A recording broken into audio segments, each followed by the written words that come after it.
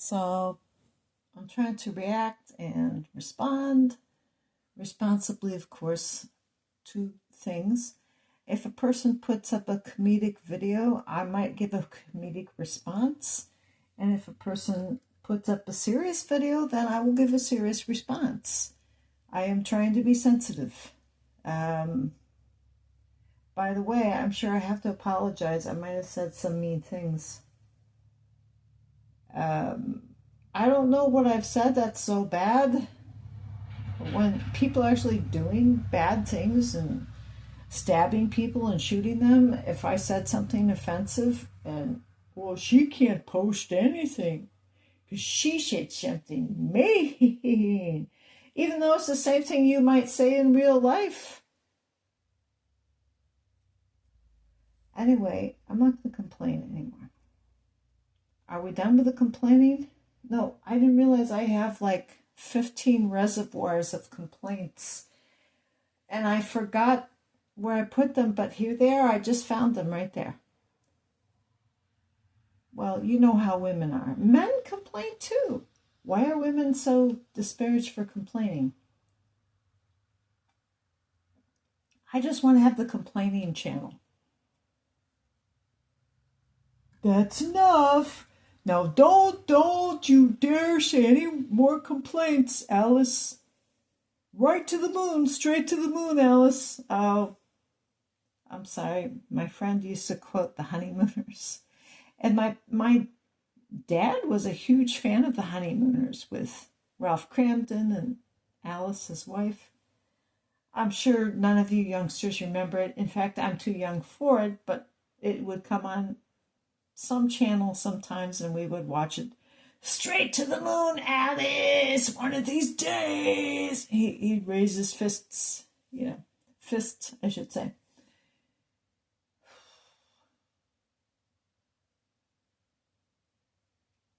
I almost would rather have a husband that was like that instead of just really stealth. Like, why? It's like, well, you're so in control of your emotions. You've had cancer twice. I think you're controlling your emotions a little bit too much because it's hurting your body. Yeah, I'm serious. Like, if you do not let it out, what are you going to do? You're going to get migraine headaches. You're going to get cancer. It's my opinion. Let's do some research. If we could have some research done on this. So I'm sort of in that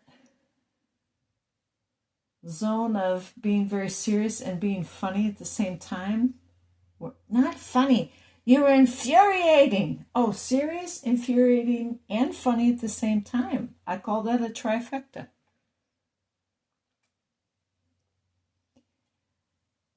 I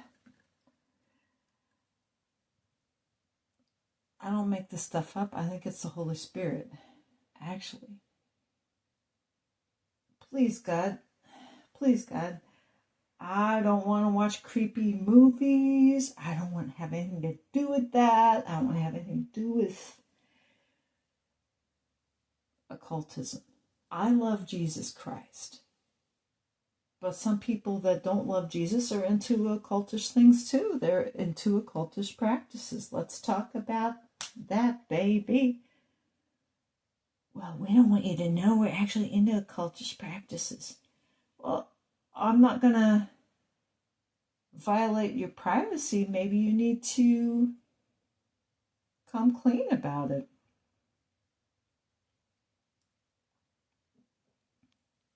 I'm really not sure. Some people's sins are seen out in the open. Doing things that in the West we consider horrific crimes.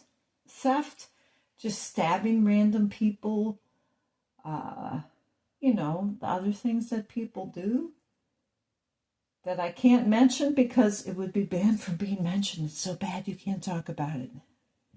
But it's happening, and who's doing it?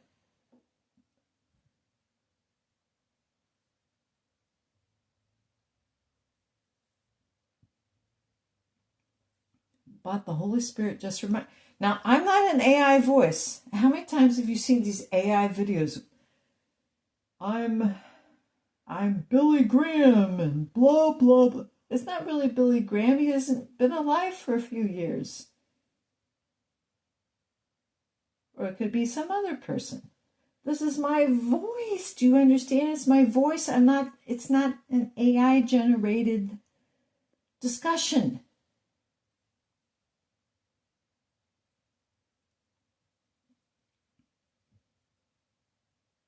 You could call it a diatribe. If you want to call it a diatribe, see, I gave you a little pause so you could just sneeze or blow your nose or pound your fist on the table. Why doesn't that woman just shut up? Is there an AI? Yeah, there's an AI woman voice. Would you please buy my beauty products? Ah, I'd be so glad if you did. Ah, that would really sell very well. Like Fran Drescher. Why'd that just pop into my mind? Fran Drescher. You know what? I didn't. And in fact, the whole this very much harmonizes with my idea when I started speaking.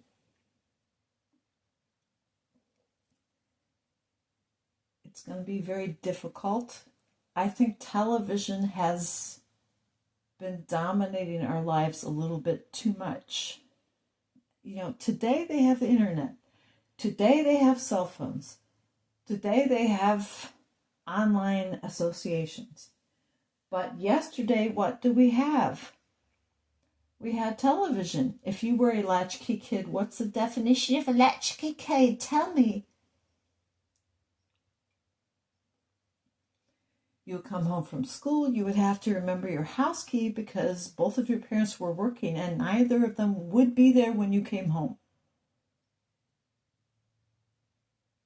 That used to be something, oh, the poor latchkey kid. Now kids, you had your after school club, bro. Whatever the bros are doing, just don't let them get into any trouble. Let them be in the after school chess club. If somebody had forced me to learn chess, I'd be okay. I'd be okay. But I wasn't forced to learn chess. I just had to come home. The bus would bring me back, and I would have to. If I remembered my house key, which I did most of the time, I was really happy because I could open up a can of Chef Boyardee because Mom wasn't there to cook me a snack, or dinner. And I would just turn on the TV, what the British call the telly.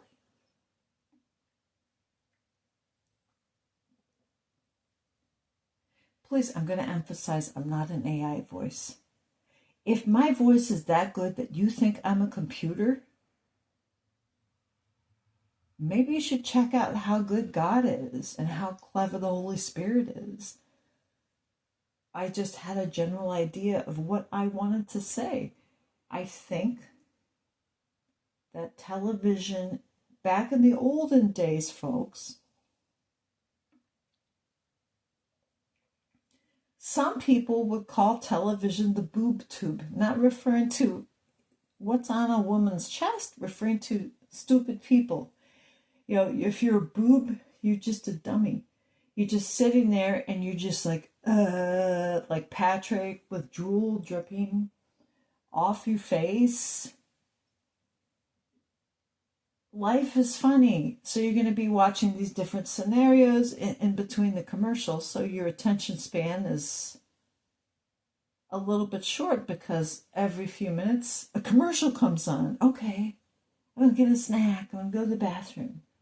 I'm going to let the dog out. I'm going to feed the cat. And okay, let's get back to the show. And then there's this laugh track. Now, if it's before a live studio audience, well, I suppose it seems more authentic. But they're presenting scenarios to you. When you get home from school, what do you watch? Do you watch PBS documentaries about nature? Yeah, if you're like a total nerd, you do. What if you're just a kid and your life is terrible and you want an escape, or your day hasn't been so good and you don't have any parents, you don't have any siblings to talk to when you get home from school. And your friends, you can't call them because you don't have a cell phone, and all of your friends live long distance from you. Like it used to be, if somebody lived in a different zip code or a certain area code, then if you called them, it would be a long distance call and it would cost your family a lot of money. And maybe you did have one friend that lived in your same area code, but they just talked too much and you just didn't feel like talking to them after the 45-minute ride home from school, because we had to drop off every Tom, Dick, and Harry to wherever cabin they lived in the woods or mansion or estate. It's like, I gotta just stay on this bus for 45 minutes. Bump, bump, bump, bump. Pothole, pothole, pothole. I can drive to the high school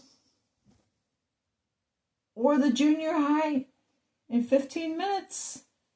I don't have to be in this bus for like 45 minutes. Bump, bump, bump, bump, bump, bump, bump. Occasionally the bus driver would get so mad, you know what he'd do? He'd stop the bus, and when you heard the hiss of the air brakes, you'd be like, shh. Oh no, we're in trouble now. And he goes postal, but he doesn't actually kill us. He just rants and raves. Or it could be a woman, somebody like Flo on Alice. Kiss my grits! And Alice is one of the shows I watched. And it really wasn't funny. You thought, I'm really in trouble. The bus driver is yelling, and I didn't even do anything wrong. Right? The bus drivers, they controlled their temper very well. They didn't throw any kids out the window or anything like that. That was really great. They didn't run over any of them. They didn't abandon them in some desolate place, which I'm sure that occurred to them from time to time. But I digressed. The television brought us an alternate reality which we entered into even before Super Mario, which that's a whole different ball of wax. You come home, you've seen that life isn't funny, it isn't good, maybe you're even crying. And this woman says, you should laugh, laugh, laugh. Oh, laugh and applaud. Life is just a bowl of cherries now, ain't it? Didn't matter if you were watching Sanford and Son or the Jeffersons or Three's Company or even the Love Boat. There was no laugh track, but the Love Boat promises something for everyone. And Fantasy Island was like the dark side of the Love Boat because half these people that went on the island died. That was really more a realistic perspective of life, and it only came on Sunday nights.